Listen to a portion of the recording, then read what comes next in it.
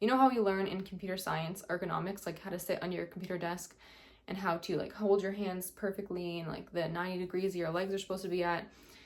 We're going to learn the ergonomics of sleep coupled with a couple other things. You want to push back your routine a little bit more. So like you're not getting ready for bed like 30 minutes before you need to go to sleep.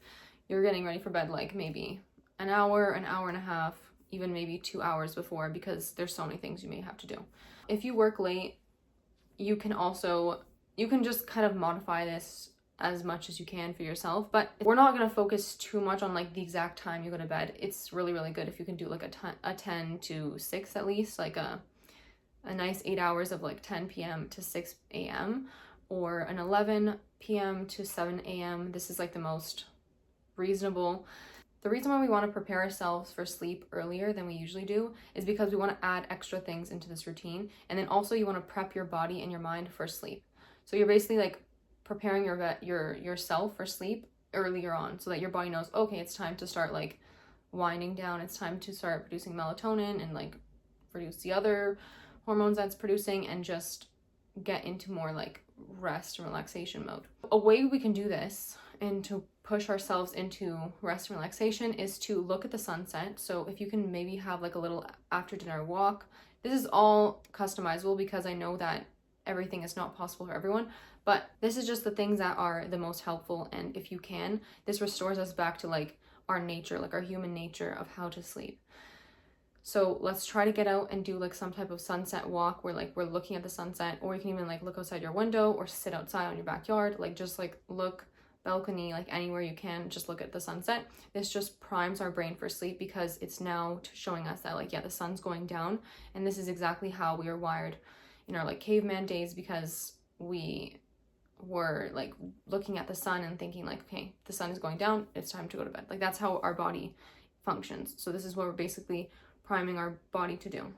Okay, second is blue and like so like cool tone light and then warm tone light. So the cool tone light is like the blue light from your phone. Try to reduce that as much as possible. There's like a setting in your phone that you can turn on where it's like it will turn off the blue light and then it will turn on the blue light. So you can just set that for your bedtime, but you can set it a couple hours before so that primes your brain. So don't just set it for like whenever you're going to sleep. Set it a couple hours before so it just shuts all that blue light down, so you don't have to like be looking at blue light and that's keeping you up and keeping you awake because it thinks, okay, it's broad daylight. And then in the morning it's the opposite. You're flooding your brain with cool tone lights. You want to stimulate a wake up, not stimulate a sleep. So you want to like prime your brain. And this also goes for looking at the sun in the morning as well. So like watching the sunrise in the morning helps you wake up properly and then sets your circadian rhythm. And obviously guys, don't look directly at the sun and destroy your corneas. We don't want that either. We just want you to prep your brain and prep your body for sleep and set those circadian rhythms. Okay, another thing is showering before bed. So what showering does is it removes all the aura and the energy from the day off, and it resets your body and basically again primes your body for sleep. Like just prepares your body for sleep, and also it does cool down the body temperature, and your body does need to reduce by 1 degree to fall asleep properly and to get a good sleep. Like you do need to have like proper cooling in the body. And this is also why it's good to sleep with like very light clothes as well and have like good circulation throughout the room if you can. Again, I'm going to state all the facts if you can or not. Like you don't have to do everything. This is just whatever you can do. The more you do, the better your sleep is going to be. Other things we can do is like the simple calming teas. So obviously don't have any coffee anywhere past like 3 p.m. It will definitely affect your sleep.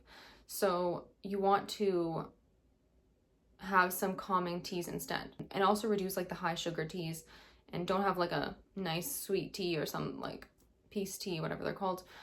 I don't even know what those things are. I don't drink those, but yeah, so make a nice warm tea. And this is also like, it sets a routine in place because you're like, oh, I'm having my wind down tea. This is what I have like every night to wind down and to relax. And it like makes you just like set up a routine of like, okay, this is how I sleep. This is like, oh, it's sleep time. It reminds your body it's sleep time. So some teas that you can do is chamomile is really good. And chamomile, if you want some extra motivation, chamomile is good for the skin. Lemon balm is also good for calming, and it's also good for the skin. It calms like redness in the skin. And then we have lavender tea is really good. You can even mix these teas if you want to, like put like 1 bag of lemon balm, 1 bag of chamomile, or like 1 bag of lavender, 1 bag of lemon balm. And you can even do like the tincture versions where you have like the tincture, the alcohol distillations, and then you just like would squeeze it into hot water and then you would drink that. But either way, having some type of like warm tea is just a signal to your body that it's like sleep time. And then when it tastes that tea, okay, it's just like a signal, like I said. And then it just again gives that signal to the body that we're going into like rest mode. Oh, another thing I didn't mention for the blue light is you can get blue light glasses. So anytime, even if you have glasses already, you can add like a blue lens. Like if you're buying new glasses, just ask for the blue lens feature. And then that takes away any blue light from going into your vision. So honestly, it also helps with like preventing wrinkles as well. So if you want to prevent some eye wrinkles, you just plop those glasses on while you're doing like, you can be on your laptop or your phone or just like walking around, like whatever. It's just in general, like you're just preventing blue light from entering your eyes because you want to calm the brain and prep your body for sleep, like we mentioned. If you want to get the optimal sleep, if you're having sleep problems, there should be no hesitation with you following the following steps that are harder to follow, but this is what you need to fall asleep, guys, okay? Move your phone into another room. I know this is like the hardest thing in this world, but just move it into a further space. In another room you can, if you can, and buy an alarm clock. Buy an alarm clock. There's these things called like the Hatch alarm clocks. These are like the popular It Girl alarm clock. You can get a cheaper one off of Amazon. There's like tons of them, but whatever, get an alarm clock with some sort of light is the best because it'll wake you up with a light instead of a huge alarm that's just like not really like priming your body for waking up. A light that puts like a wake up light, it's going to show your body, okay, the sun is like rising. It's basically mocking the sunrise in your own room. So it feels like, okay, it's basically like you're a caveman and the sun is just peeking through and now it's time to wake up. So now your body's like, okay, time to wake up. Stop producing the melatonin. Okay, back to the phones. When you're going to bed, if you want to read, don't read on your phone. Read an actual book. If you want to watch a movie going to bed, obviously not ideal, but try to wear those blue light glasses. The best thing would be to read before bed and to move your phone into another room, set your alarm clock. That's it. The next tip I have for you guys is to stop eating 2 hours before sleep, like the exact moment you want to fall asleep. So say you want to fall asleep 10 and you want to wake up at 6. Okay, let's stop eating at 8. So 2 hours before that 10 p.m. window. And then stop drinking 1 hour before. Try for 1 hour. Like, okay, it's okay if it's like 30 minutes, you stop 30 minutes before, but you want to just stop all of these kind of like new substances going into the body because it's going to be like too stimulating and then it's going to keep you up because you might need to pee, you might need to whatever you need to do. You just want to make sure that you're not having like going to bed like a super full stomach, like you're just drank a whole entire liter of water and now you have to wake up in like 2 hours. We don't want to do that. We want to avoid that. Try to reduce the consumption of those two things, food and water. So when you're actually in bed, we talked about we want to wear light clothes, light breathable clothes, preferably like cotton, organic cotton if you can. And your bed sheets and your bed should be the healthiest possible it can. So good proper sheets and bedding that are natural fibers, organic cotton if you can. Don't do anything like polyester or any like fake synthetic fibers. Those are not good for your body.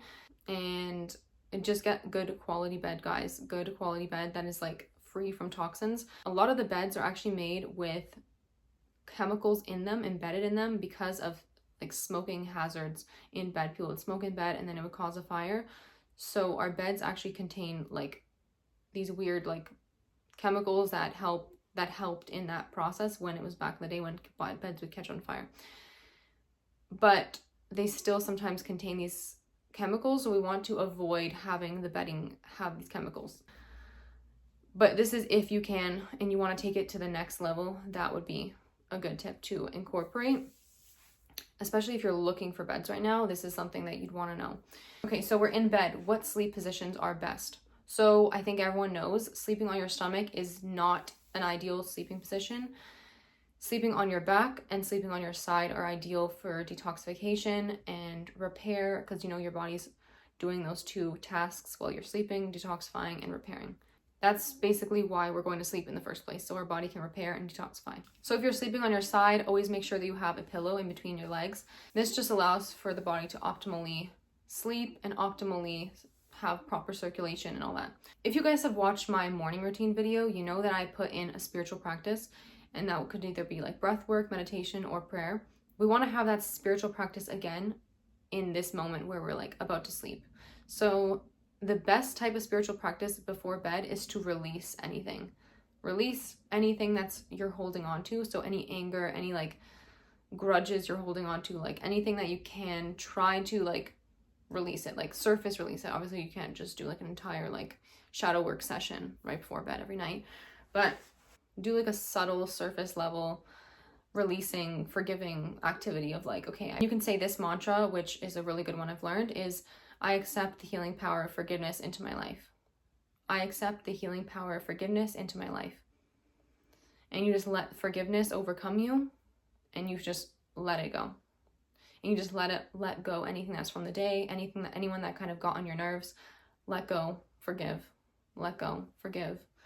Just release any tensions, any like ties that you have to people, just cut them like with the scissors. You can even do the scissors like this. Release yourself from any ties. Once we've done that, we want to set an intention. An intention is something that you want to think about, put your mind to, because you're most suggestible at when you first wake up and when you first go to bed. So you want to be suggestible to your mind right now. Your mind is suggestible, so you want to put thoughts into it. Put thoughts into it. What are we trying to manifest? What are we trying to put on our body? What are we trying to become? What are we trying to embody? So what are those things? Think about them, visualize them. This is a great time for visualization exercises. Picture whatever you need to picture, and then that will help you like drift off into sleep, into a good realm of good energy, and you're setting your body on a good frequency. You want to raise your vibration. I talked about raising your vibration in my book review. I talked about the Joe Dispenza. This diagram, and I might put it up again just for you guys. It's the diagram just showing your vibration, and I talked about it in my video, so you guys can always check that video out. I'll link it below. I'm going to go quickly over it right now. Is you want to increase your vibration before you go to bed. That's why we wanted to do the forgiveness activity, visualization. Like we want to put ourselves into higher vibration. So be grateful, be in a love state, be in a joy, bliss. Like you want to be in those high vibrations, not in the low fear vibrations of like greed and lust and like more fear and a lot of fear and hate. Like you don't want to be in those low vibrations when you're going to bed, because then you're just putting all of that into your dreams, into your energy that you're going to be waking up with, into your sleep quality. Like you want to have high vibration when you're going to bed to get the optimal sleep quality and the optimal results in general, because this is a self-development channel. We want to self-develop as well as have a good night's rest. We want to program ourselves for good. And don't forget to wash your bed sheets and clean your room. Clean the space in your room. You can also look into feng shui, like the setup of your room, the design of your room, the function way, the way your room is kind of set up for your health and for your well-being. And there's certain things that you should put in certain places, and there's certain things you shouldn't put in certain places. But I know like it's really hard to have like ideal room placement, because everyone's room is different sizes and whatnot, and you know, life happens. But yeah, this is just taking a step further. You can just clean your room, make your room the best environment for sleep. The best environment. You can have like a diffuser going, good filtered air with an air filter. You can have whatever just makes you feel happy and relaxed. So maybe not a candle going because you want to fall asleep with the candle on, but maybe an incense that you can light, and then the incense will just go out. You can do a diffuser with the essential oils that we just talked about. Anything you want to have around you that makes you feel calm and gives you a good aura and environment for you to like have a good night's rest and be at peace. Okay, I'm gonna leave the video at that. All my links are in the description if you want to work with me. I'm a health coach, and you guys can message me on my platforms, Instagram, wherever. And I will see you guys in my next video.